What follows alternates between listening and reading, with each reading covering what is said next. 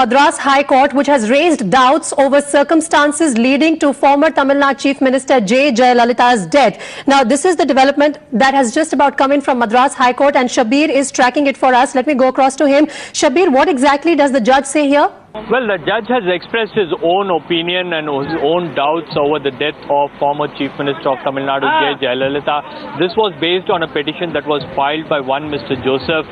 This petition had come up in the vacation court of the Madras High Court, and in which during the arguments the judge had expressed his own doubts about how there was no information that was given from the Tamil Nadu government, though there were press releases that were issued by the Apollo Hospital saying that she is fine, she is recovering, she is eating and she is holding meetings with officials at the Apollo Hospital. But all of a sudden we got to know that she is dead due to heart attack. Right. So now the Madras High Court, while hearing this petition, they have raised their own doubts about the death and circumstances of circumstances that led to the death of former Chief Minister J. Jayalalitha. This is big breaking news that is coming in from the Madras High Court, where a judge has raised his own doubts about the death of former Chief Minister J. Jayalalitha. Though there have been several petitions that have been filed by different people demanding CBI inquiry, demanding a probe into the circumstances which led to the death of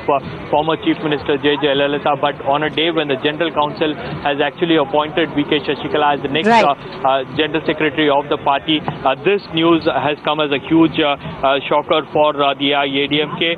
But this petition, the judge has also mentioned that since he is holding a vacation bench, he can't hear this petition further, and he will be posting this petition to the appropriate court, and that is it will go to the CJ of the Madras High Court, the first bench of the Madras High Court, and it will be taken up for further hearing is what